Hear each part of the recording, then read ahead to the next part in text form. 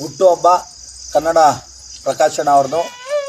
ಹುಟ್ಟು ಹೋರಾಟಗಾರರು, ಕನ್ನಡ ಚಳುವಳಿ ಸುಮಾರು 30 ವರ್ಷಗಳಿಂದ ನಾಡು ನುಡಿ ನೆಲ ಜಲ ಭಾಷೆಗಾಗಿ ದುಡಿತಾ ಕನ್ನಡನೇ ಜೀವ, ಕನ್ನಡನೇ ಸಿದ್ಧಾಂತ, ಕನ್ನಡಕ್ಕಾಗಿ ನನ್ನ ಬದುಕು ಅಂತ ಹೇಳಿ ಮುಡುಪಾಕಿಟ್ಕೊಂಡು ಸಾಕಷ್ಟು ವರ್ಷಗಳಿಂದ ಹೋರಾಟ ಮಾಡ್ತಾ ಜನರ ಸೇವೆಯಲ್ಲಿ ತೊಡಗಿದ್ದಾರೆ. ಅವರ ಹುಟ್ಟುಹಬ್ಬ ವಿಶೇಷವಾಗಿ 50ನೇ ವರ್ಷದ ಹುಟ್ಟುಹಬ್ಬ ಆಗ್ತಾಯಿದೆ.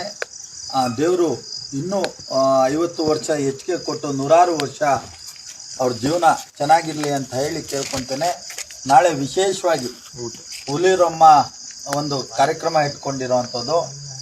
ಎಲ್ಲರೂ ಸೇರಿ, ಅಂದರೆ ಪ್ರಕಾಶಣ್ಣವರ ಹುಟ್ಟುಹಬ್ಬ ಇವತ್ತು, ಆದರೆ ನಾಳೆ ಒಂದು ದೇವ್ರ ಕಾರ್ಯದ ಮುಖಾಂತರ 4 ಜನಕ್ಕೆ ಒಂದು ಊಟದ ವ್ಯವಸ್ಥೆ ಮಾಡಿ ಈ ಸಂದರ್ಭದಲ್ಲಿ ಈ ದೇವರಿಂದ, ಅಂದರೆ ಹುಲಿಯೂರಮ್ಮಿಂದ ಎಲ್ರಿಗೂ ಒಳ್ಳೆಯದಾಗಲಿ ಅಂತ ಹೇಳಿ ಈ ಜಾಗದಲ್ಲಿ ಒಂದು ವಿಶೇಷ ಕಾರ್ಯಕ್ರಮ ಹಮ್ಮಿಕೊಂಡಿದ್ದೇವೆ.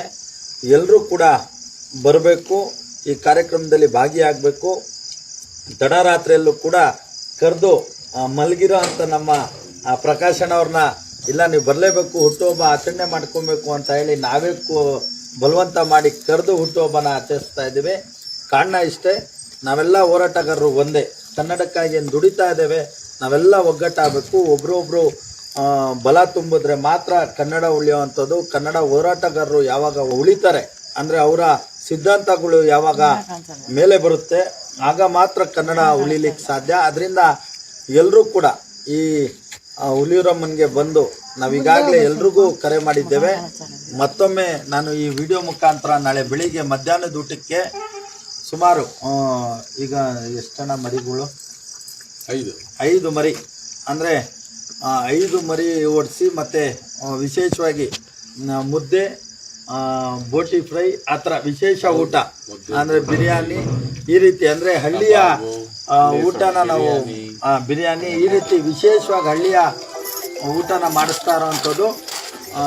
ಅದರಿಂದ ತಾವೆಲ್ಲರೂ ಕೂಡ, ನಾವು ಕರೆದಿರೋರು ಪ್ರತಿಯೊಬ್ಬರು ಕೂಡ ಬರಬೇಕು. ಮತ್ತು ಇದೇ ಸಂದರ್ಭದಲ್ಲಿ, ಇವರ ಹುಟ್ಟುಹಬ್ಬ ಸಂದರ್ಭದಲ್ಲಿ ನನ್ನ ಮಗು ಶಿವ ಆರಾಧ್ಯನ ಒಂದು ಕಿವಿ ಚುಚ್ಚಿಸೋವಂಥ ಒಂದು ಕಾರ್ಯಕ್ರಮನೂ ಕೂಡ ಹಮ್ಮಿಕೊಂಡಿದ್ದೇವೆ. ಯಾಕೆಂದರೆ ಹಿರಿಯರಿದ್ದಾರೆ, ಅವರ ಜೊತೆಯಲ್ಲಿ ನಾವು ಸೇರಿಕೊಂಡಾಗ ಮಾತ್ರ ಅದಕ್ಕೊಂದು ಅರ್ಥಪೂರ್ಣ ಆಗಿರ್ತದೆ ಅಂತ ಹೇಳಿ, ಆಮೇಲೆ ಈ ಹುಲಿಯೂರಮ್ಮನಿಗೆ ವಿಶೇಷವಾಗಿ ಇಲ್ಲಿ ಬಂದಂಥವ್ರು ಪ್ರತಿಯೊಬ್ಬರಿಗೂ ಕೂಡ ಒಳ್ಳೆಯದಾಗಿದೆ. ಅದರಲ್ಲಿ ನಾನು ಒಬ್ಬ ಕೂಡ.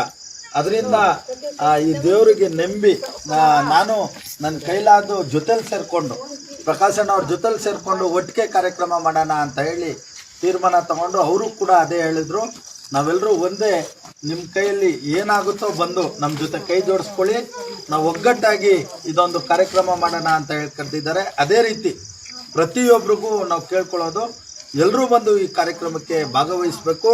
ಮತ್ತು ಸ್ವಯಂ ಇಚ್ಛೆಯಿಂದ ಸುಮಾರು 30 ವರ್ಷ ಕನ್ನಡಕ್ಕಾಗಿ ದುಡ್ದಿರೋರಿಗೆ ಎಲ್ಲ ಹೋರಾಟಗಾರರು ಅವ್ರದ್ದೇ ಆದಂಥ ವಿಶೇಷ ರೀತಿಯಲ್ಲಿ ಇವರಿಗೆ ಅಭಿನಂದನೆ ಸಲ್ಲಿಸಬೇಕು ಅಂತ ಹೇಳಿ ಯಾರು ಕೇಳೋದಿಲ್ಲ.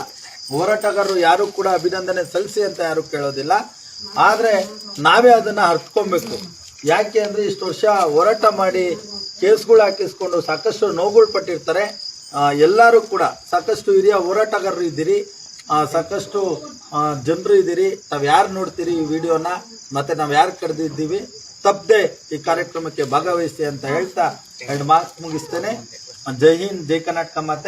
ಮತ್ತು ಇವರ ಕುಟುಂಬ, ಪ್ರಕಾಶಣ್ಣ ಅವ್ರ ಕುಟುಂಬ ಚೆನ್ನಾಗಿರಲಿ. ಮತ್ತು ಶಕ್ತಿ, ಆ ತಾಯಿ ಈಗಾಗಲೇ ಶಕ್ತಿ ಕೊಟ್ಟಿದ್ದಾಳೆ, ಸಾಕಷ್ಟು ಜನಕ್ಕೆ ಸಹಾಯ ಮಾಡುವಂಥ ಶಕ್ತಿ, ಇನ್ನೂ ಅತಿಯಾಗಿ ಶಕ್ತಿ ಕೊಟ್ಟು ನಮ್ಮಂಥ ಕಿರಿಯ ಹೋರಾಟಗಾರರನ್ನು ಇನ್ನೂ ಜೊತೆಲಿ ಹಾಕ್ಕೊಂಡು ನಾವೆಲ್ಲ ಒಗ್ಗಟ್ಟಾಗಿ ಹೋಗುವಂಥ ಕೆಲಸನ ಆ ತಾಯಿ ಮಾಡಲಿ ಅಂತ ಹೇಳ್ತಾ 2 ಮಾತು ಮುಗಿಸ್ತೇನೆ. ತಾಯಿ ಹುಲಿಯೂರಮ್ಮನ ಆಶೀರ್ವಾದದಿಂದ ನಮ್ಮ ಶಿವಕುಮಾರ್ ನಾಯಕ್ ಅವರು ಪ್ರಾಮಾಣಿಕವಾಗಿ ಕನ್ನಡದ ಸೇವೆಯನ್ನು ಮಾಡ್ತಾ ಇದ್ದಾರೆ.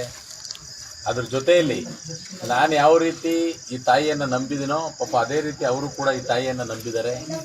ಈ ತಾಯಿಯನ್ನು ನಂಬಿ ಇವ್ರಿಗಿದ್ದಂಥ ಕಷ್ಟ ಯಾವುದೋ ಒಂದು ರೀತಿಲಿ, ಪವಾಡದ ರೀತಿಲಿ, ಅಂದರೆ ಪವಾಡದ ರಾಣಿನೇ ಇವಳು, ಹುಲಿಯೂರು ದುರ್ಗದ ರಾಣಿ, ಪವಾಡದ ರಾಣಿನೇ ಆದಿಶಕ್ತಿ ಜಗನ್ಮಾತೆ ಹುಲಿಯೂರಮ್ಮ.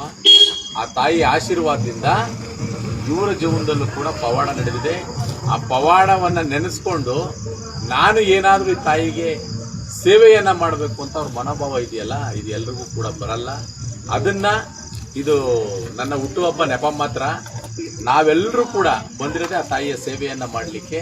ನನಗೆ 50 ವರ್ಷ ಜೀವನದ ಭಿಕ್ಷೆಯನ್ನ ಕೊಟ್ಟಂತ ಈ ತಾಯಿ, ನಾನು ಯಾವಾಗಲೂ ಅದನ್ನ ಹೇಳ್ತಾ ಇರ್ತೀನಿ, ನನಗೆ ಜೀವನದ ಭಿಕ್ಷೆ ಏನಾದರೂ ಕೊಟ್ಟಿದ್ರೆ ಅದು ಆದಿಶಕ್ತಿ ಜಗನ್ಮಾತೆ ಹುಲಿಯೂರಮ್ಮ. ಆ ತಾಯಿಯ ಆಶೀರ್ವಾದದಲ್ಲಿ ತಾವೆಲ್ಲರೂ ಕೂಡ ನಾಳೆ ಬಂದು ಆ ತಾಯಿಯ ಪ್ರಸಾದವನ್ನು ಸ್ವೀಕಾರ ಮಾಡಿಬಿಟ್ಟು ಯಾರ್ಯಾರು ಈ ಒಂದು ಕಾರ್ಯಕ್ರಮಕ್ಕೆ ಸಹಕಾರವನ್ನು ನೀಡಿದ್ರು ಅವರೆಲ್ಲರ ಕುಟುಂಬ ತುಂಬಾ ಚೆನ್ನಾಗಿರ್ಲಿ, ಆ ತಾಯಿಯ ಆ ಕುಟುಂಬವನ್ನ ಕಾಪಾಡಲಿ ಅಂತ ಹೇಳಿ ನಾನಾದ್ರೂ ಕೂಡ ಭಾವಿಸ್ತೀನಿ. ಕನ್ನಡದ ಹೋರಾಟಗಾರರ ಮೇಲೆ ನೀವೆಲ್ಲರ ಪ್ರೀತಿ ವಿಶ್ವಾಸ ಸದಾಕಾಲ ಹೀಗೆ ಇರಲಿ ಅಂತ ನಾನು ಮಾತು ಮುಗಿಸ್ತೀನಿ. ಜೈ ಹಿಂದ್, ಜೈ ಕರ್ನಾಟಕ ಮಾತೆ, ಜೈ ಹುಲಿಯೂರಮ್ಮ, ಜೈ ಕೆಂಪೇಗೌಡರು, ಜೈ ಕರವೇ.